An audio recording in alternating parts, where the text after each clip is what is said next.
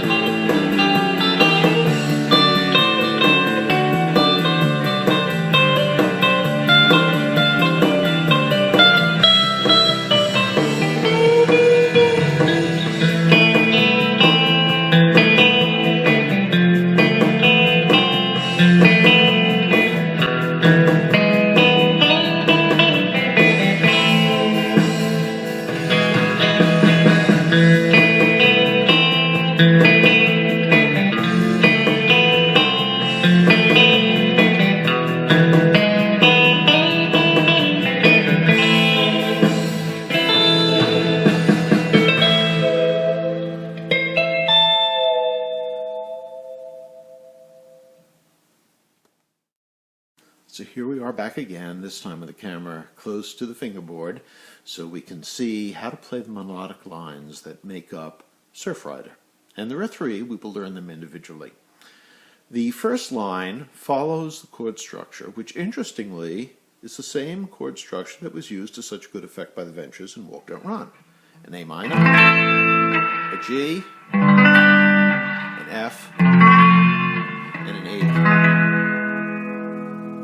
And what Nokie Edwards does is he creates a very simple figure and follows that chord structure going down. We'll learn it first in the first position he plays it in, which goes with the A chord. It's on the 5th fret, the A, and then it's octave on the 4th. All right? And he puts a figure in between them, so he goes, and now on the 5th string, a hammer stroke, and that's the figure. Back to the 5th again, okay? Goes down to the 3rd fret for the G. To the F.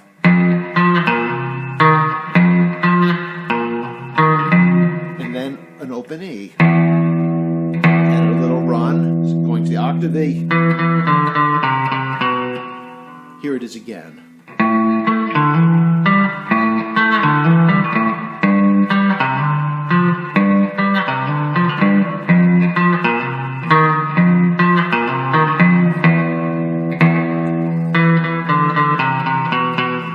And that is the introduction.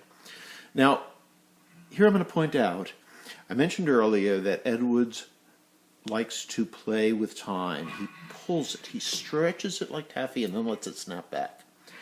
If you were to play the same notes we just did straight on the beat, it might sound like this. 1, 2, 3, 4.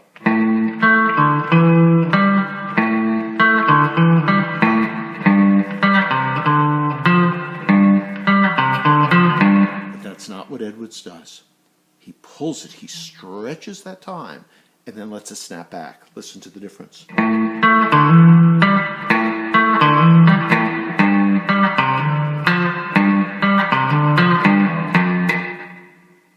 And that's what makes it interesting. It's what the Ventures did, and the Lively Ones, whose arrangement of Surf Rider is a little bit simpler.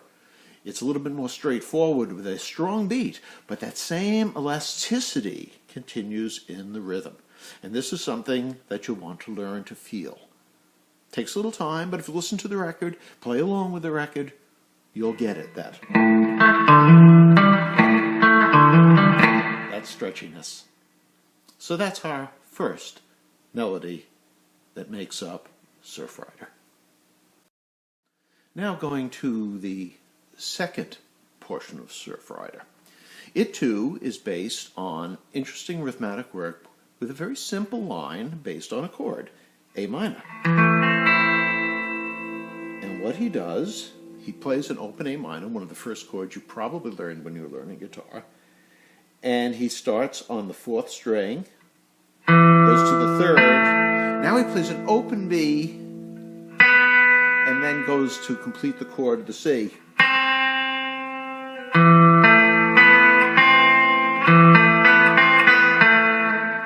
That's the melody. It goes to an F chord, does the same thing.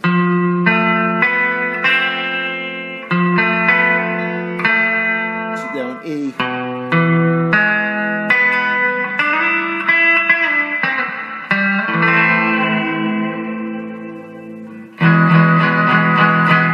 Again, A minor.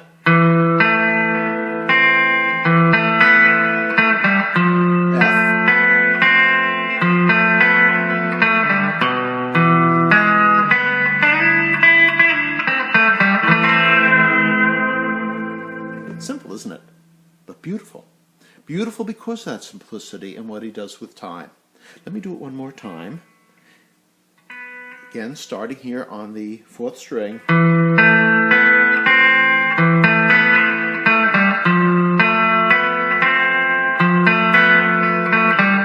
they're on the 5th string, right through the chord, then up to the octave.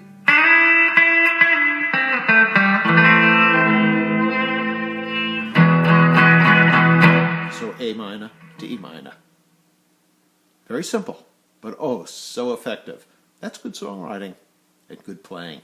Now, one thing to go again stylistically. The first notes are played somewhat staccatically. And then he sort of rolls the chord. It's almost an arpeggio. The F. Rolls it. E, going on the 5th string.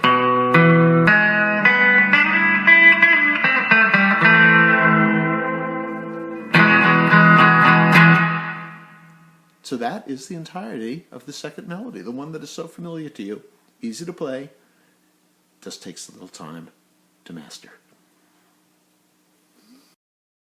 Now to the third melody, and this is really shows in my eyes the genius of Nokie Edwards. Playing, don't go by the fingering here, but the basic notes he's playing are just two. It's A and G. Then he goes up to the D position.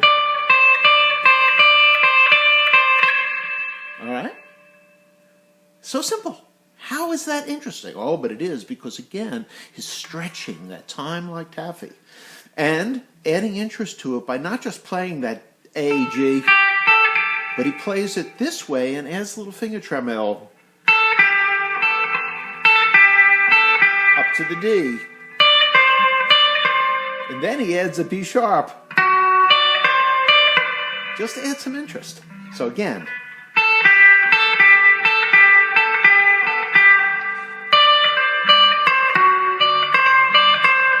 isn't that fascinating? Now he goes up to that F, and basically he's playing a triplet. And I've heard this plays a different way. I like to use the hammer triplet right through it. So you're playing like an F chord up here, just the first two strings.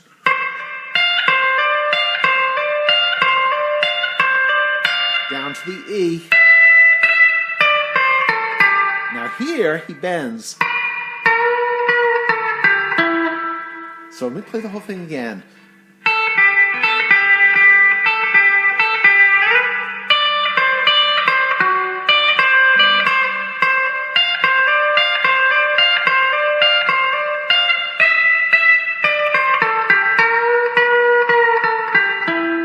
And then it goes back to that other melody.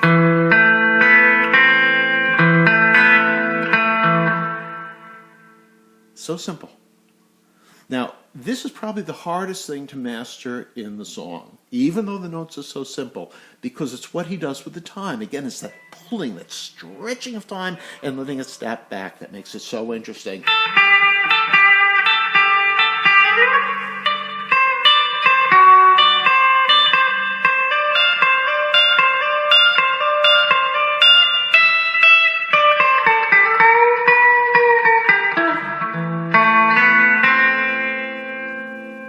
Brilliant writing, brilliant playing. Analyze it, and it's nothing fancy, but oh, it's so good. So let me again go very slowly over the fingering. A position, 5th fret, and try to learn to get a little bit of that vibrato in there. Up to the D position. Now here's that B flat. That's on the 3rd string, 11th fret. Up to the 13th fret, that's one past the octave.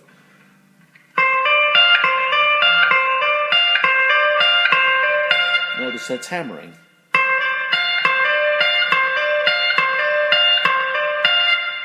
And then down to the 12th fret, the E. Bend. And that is the entire second melody. So now you take those three components, the introduction, the main melody, and that middle 3rd break, and that's everything except the very ending. And the very ending, which sounds so nice, is actually simply an A minor chord played 4 ways. An open open chord, the three strings that make up the fifth position bar chord for an A minor. Then he goes up to the octave and plays what would be the third notes if we were playing it here, but it's up here. And then he goes all the way up to the octave bar chord minor. And that is the entire ending.